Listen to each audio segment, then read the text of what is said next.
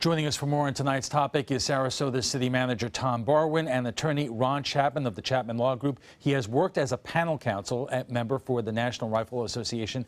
I want to thank you both for joining us tonight, and I'll say at the outset, we have a great opportunity here because this is such a contentious, emotional issue, but you both are so well-spoken by reputation that I think we could do a real public service here in terms of just going over these issues. And Tom, I want to start with you and ask you, as we set up and raise peace, there is nothing that the city of Sarasota can do about whether or not assault-style weapons with large magazines are available for sale here in Sarasota. So why take this up at all?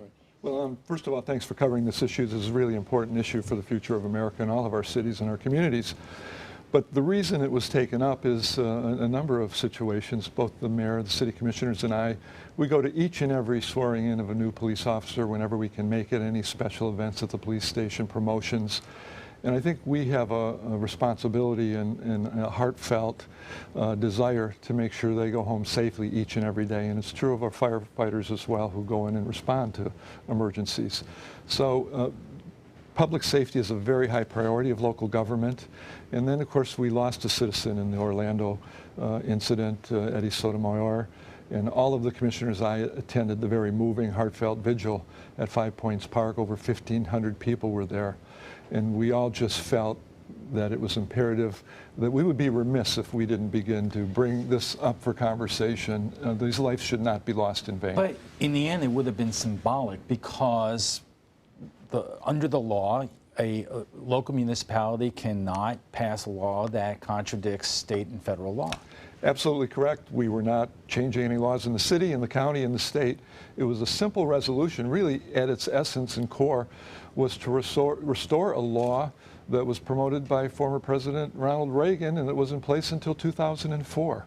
It was really that simple, with the other idea being, if we can minimize the proliferation of these military-grade assault weapons over time, our communities will be safer, and our men and women in blue will be safer when they're responding to first call. Ron, there were a lot of people there last night who clearly were emotional and very strong in terms of the protection of their Second Amendment rights. But on the flip side, there are so many people out there who are looking not only at the weapons used in Orlando and Sandy Hook, but the issue of high-capacity magazines. And they are saying, why do people need that?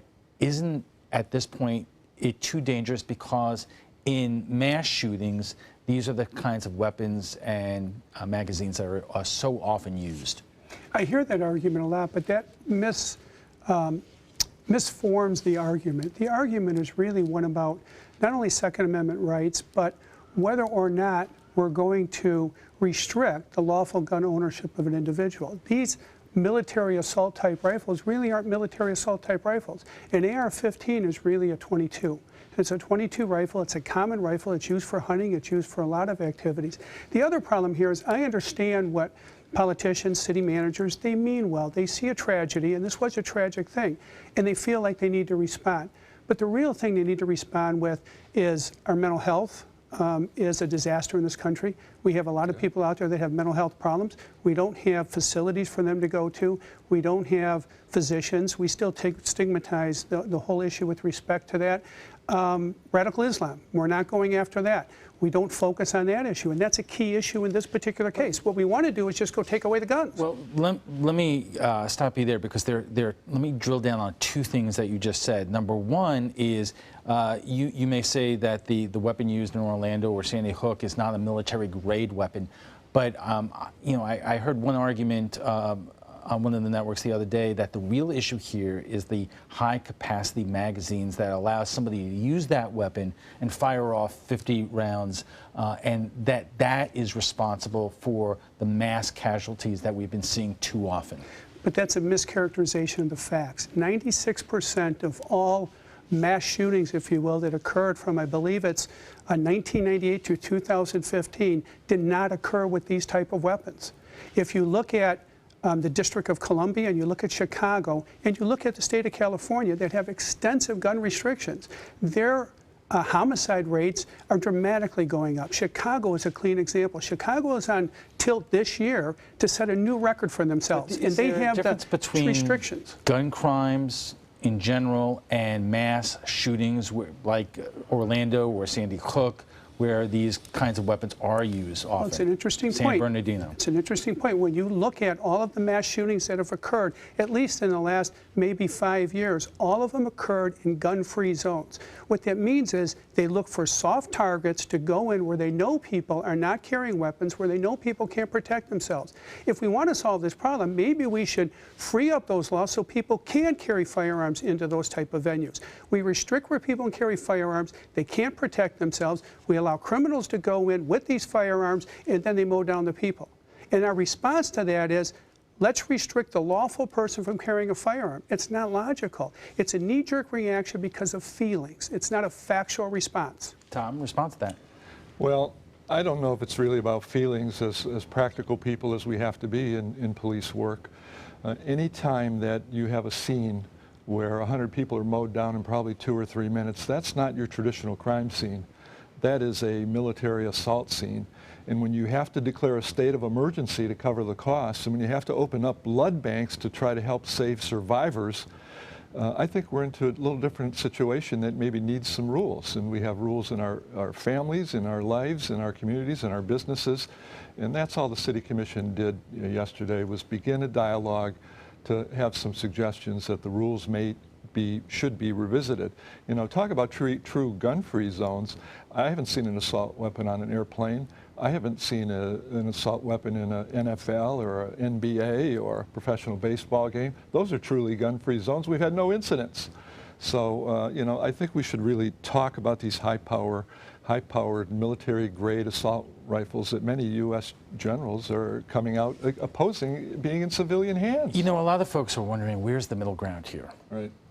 Because the Senate tried and failed to vote or voted down several pieces of legislation yesterday, which to most Americans do make sense. For instance, why is somebody who is on the no-fly list able to buy weapons? Why isn't there some kind of mechanism? The Orlando shooter was under FBI investigation twice, expressed his sympathies towards ISIS. Why was he still allowed to buy these weapons as easily, in fact, easier than if he had purchased a handgun? It's interesting you raised that question. My son and I were having a discussion about this very issue earlier today. Discussion or debate? Well, we were having a discussion on it because he's on my side as well. But one of the things he said is those lists are secret. The no-fly list, the other lists, they're secret for a reason. If they weren't though secret, and if we just restricted people, somebody that wanted to use one of those lone wolves to do something, they could come in, try to buy a gun. If they're not allowed to buy a gun, they say, oh, you can't do this because you're on a restricted list, and then send somebody else in. So you can't use those lists as the benchmark. What I think you need to do is you need to look at mental health issues. Again, you need to look at people that are prone to commit these kinds of crimes. A mental health list is not going to stop a ISIS terrorist. I don't know if it will or not. I don't know. That would be the kind of creative conversation I think the country needs to engage in.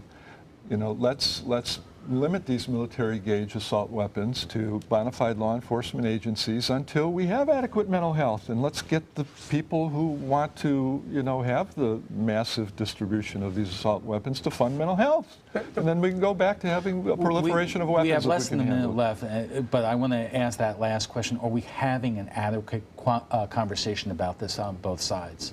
I think we've been having an adequate conversation for years. I think the problem is the conversation's always been one-sided toward let's strip the Second Amendment and let's keep going down that slippery slope. And Tom, I'll give you the last word. I think last night was a fascinating meeting, and it really indicated that the NRA basically has a chokehold now on American democracy. When our city commission is advised they can't even send a simple voluntary advisory resolution to the United States Congress for fear they're going to be sued, that it might be preempted by law, we're in a sorry state of affairs. That's not the democracy I thought we were all advocating for. And we'll have to leave it there. Thanks, gentlemen, for joining us tonight.